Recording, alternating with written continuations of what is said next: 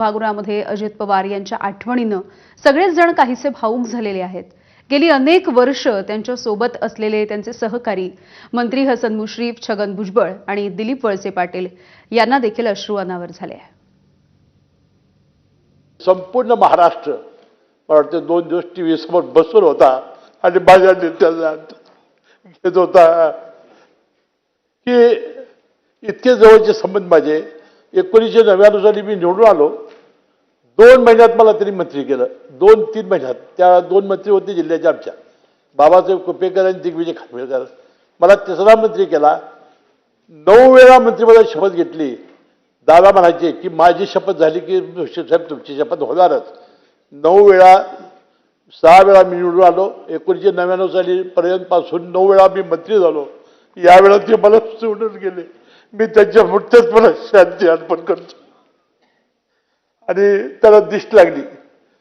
खरं म्हणजे दुर्दैवी हा शब्द जो आहे हा अजितदादांना अशा अर्थाने लागू होतो की लहानपणी त्यांचे वडिलांचं सुद्धा छत्र त्यांचं हरपलं।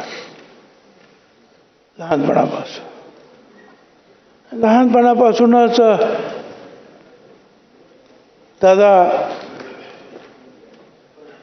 अडचणीला तोंड देत मोठे झाले। हे तर खरं आहे की पवार साहेबांच्या देखरेखीखाली त्यांनी सामाजिक आणि राजकीय सेवेचे धडे सुद्धा घेतले, सहकारातले धडे घेतले आणि त्या सगळ्यांमध्ये त्यांनी प्रावीण्य मिळवलं। आज जे बाकीचे शोक प्रस्ताव आहेत सगळ्यांच्या बरोबर जवळजवळ माझ्यासारख्याला काम करता आलं। या सभागृहामध्ये 90 साली आल्याच्या नंतर आजपर्यंत दादा, आम्ही, जयंतराव सगळे आता 8 वेळा आम्ही या सभागृहामध्ये आलो आणि मग शालीनताई पाटील असतील, राज पुरोहित तर माझे मित्र होते, कारण मुंबईच्या गव्हर्नमेंट लॉ कॉलेजमध्ये आम्ही एकत्र शिकलेलो होतो आणि तेव्हापासूनची मैत्री मग राजकारणामध्ये आल्यानंतर राज पुरोहित आणि सगळेच आम्ही। आज मुंबईतल्या वरळी डोम या ठिकाणी अजित पवार यांना आदरांजली वाहण्यासाठी शोकसभा आयोजित करण्यात आली आहे आणि या कार्यक्रमामध्ये राजकारण, क्रीडा, उद्योग, कला या क्षेत्रामधील मान्यवर सोबतच दिग्गज हे उपस्थित राहणार आहेत। काही वेळापूर्वी पार्थ पवार आणि प्रफुल्ल पटेल यांनी इथे जाऊन पाहणी केली आहे। या सगळ्या संदर्भात सूरज चव्हाण यांच्यासोबत बातचीत केली आमचे प्रतिनिधी अक्षय भाटकर यांनी।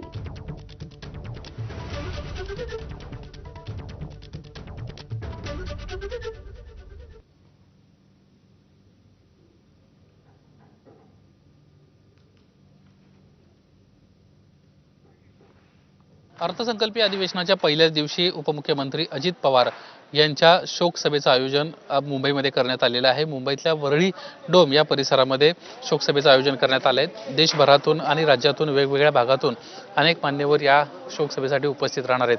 मुख्यमंत्री देवेंद्र फडणवीस, उपमुख्यमंत्री एकनाथ शिंदे, संपूर्ण पवार कुटुंबीय या शोक सभेला असतील।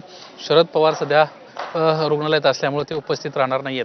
मात्र जी माहिती मिळाली आहे त्यानुसार मनसे प्रमुख राज ठाकरे, उद्धव बाळासाहेब ठाकरे पक्षाचे प्रमुख उद्धव ठाकरे, भूषण गवई अशा पद्धतीचे सर्व मान्यवर उपस्थित असतील। यासोबतच विधानसभेचे, विधान परिषदेचे सर्व आमदार हे देखील या शोकसभेला उपस्थित असणार आहे। वरळी डोम परिसरातली सध्याची आपण चित्र पाहतोय। भला मोठा एक पोस्टर या ठिकाणी अजित पवारांचा लावण्यात आलेला आहे आणि आजूबाजूला 2 मोठ्या स्क्रीन देखील या ठिकाणी लावण्यात आल्यात। या ठिकाणी साधारणपणे 2000 लोक बसतील अशा पद्धतीची देखील व्यवस्था जी आहे ती करण्यात आलेली आहे। वरळी डोममध्ये ही व्यवस्था करण्यात आली असून मोठ्या प्रमाणात अजित पवार प्रेमी उद्या वरळी डोममध्ये येताना आपल्याला दिसणार आहेत। या शोकसभेसाठी खासदार सुप्रिया सुळे देखील उपस्थित असतील। काँग्रेसकडून सुशील कुमार शिंदे येण्याची दाट शक्यता आहे। यासोबतच दिल्लीतील काही मान्यवर देखील या शोकसभेसाठी उपस्थित राहतील अशा पद्धतीची माहिती मिळते। काही वेळापूर्वी तर आमचे प्रतिनिधी निलेश बुधावले आपल्याला याविषयीची माहिती देत होते। तुर्तास बुलेटिनमध्ये छोटासा ब्रेक, बघत रहा एबीपी माझा।